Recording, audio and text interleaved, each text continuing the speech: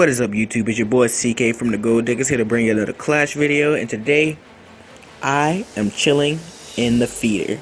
Yes, Golden Fire is our feeder, newest feeder to the Gold Diggaz family. They've been doing good so far. They only been up for about a couple weeks now, and they've been winning wars like non-stop. I think they're on a 5-win streak. We're gonna take a look at that. But throughout this video, I'm gonna be giving you some general information, showing you some war clips of their clan. And this is the tags. Here's the tags. They have 20 people so far out of 50. They're doing great. They have a Town Hall 11 at the top. You can see them is Cayenne. Donated 200 so far. Here's the war log. These guys, you see that green log? That's attractive, right? You would marry that log, right? Yeah, because I would. That log is attractive. So without further ado, we're going to hop into these first few war raids, show you how these guys get down. So first attack, we have Ring Fire, the founder and the leader of Golden Fire. So he drops in a golem to pull out that clan castle, and this guy, the way it's a cleanup attack. I can tell by the number difference, but it's definitely a cleanup attack. But the way he performs, he's dropping in the hogs, and that giant bomb goes off, taking out a few of his hogs. But it's not a problem because he drops that heal spell shortly after to heal up those hogs, keep them going.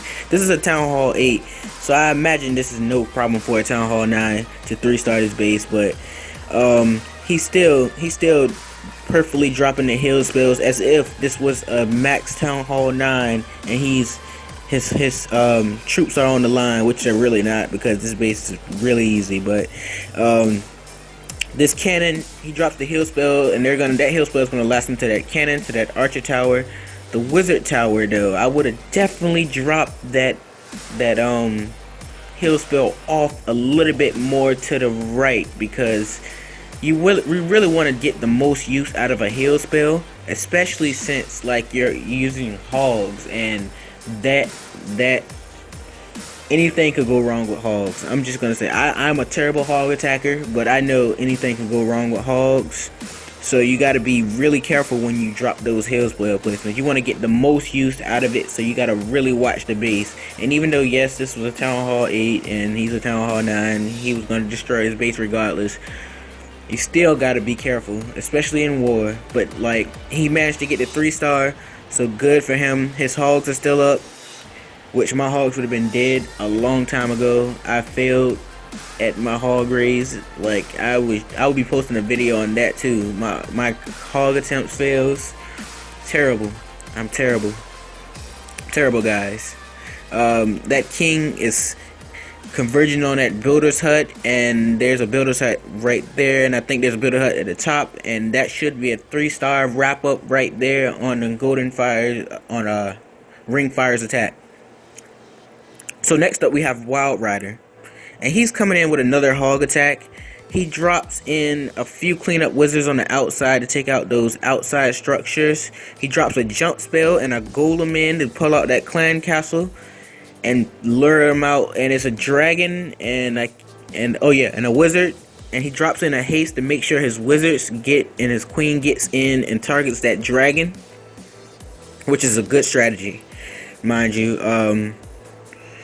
So that wizards, and now he drops in his hogs after the clan castle troops have been eliminated. The hogs are going in, they're wrecking shop. He got a rage spell down, a heal spell down, and he got 2 more heal spells on slot, along with the king walking the outside of, walking the base.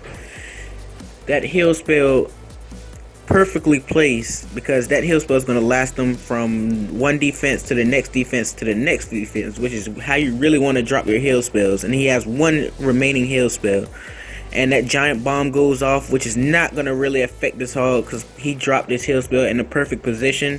And now this base is pretty much history, since there is nothing left to defend this base from getting totally annihilated.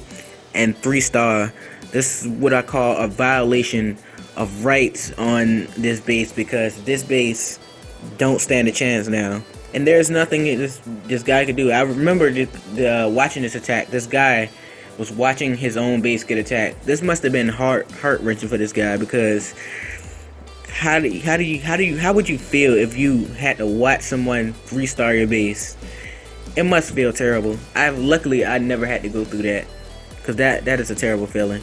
Uh, I'm just kidding. I get 3-starred every day on my Town Hall 8 account, like non-stop. It's like I literally do like maybe 4 or 5 raids on my Town Hall 8 account, and I take a defense, and every defense it never fails. It's some max Town Hall 9, and without fail they always wreck my base.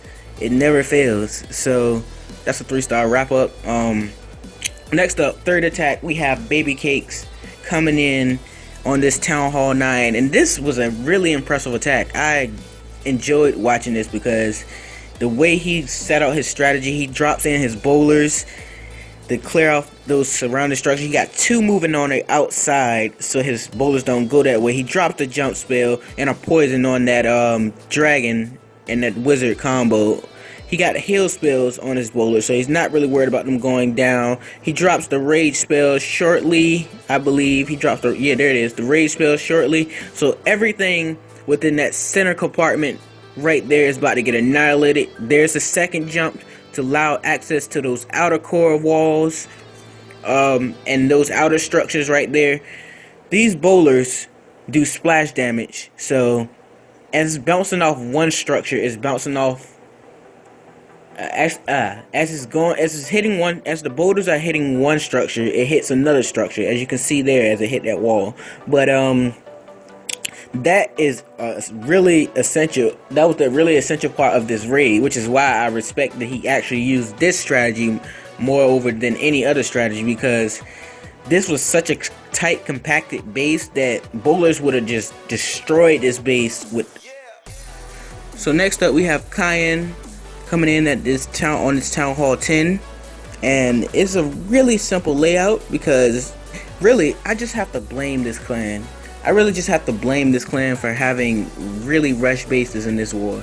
I mean, I'm not just saying it was an easy war, because it kind of was, but guys, you really have to put work in on these bases, like, because like the Golden Fire was running like pretty decent bases and base layouts, so these guys just didn't stand a chance. Like, even if they did have max troops or whatnot, like these guys had max troops, some of them had max troops on their Town Hall 10s, but even if they did have max troops, their bases are just not developed enough to go versus to just put anybody in war. We are very strict who we put in war in our family, and it makes for better wars if you put ready bases in war, because you don't know who you're gonna find in war, so you want to be prepared for pretty much anything.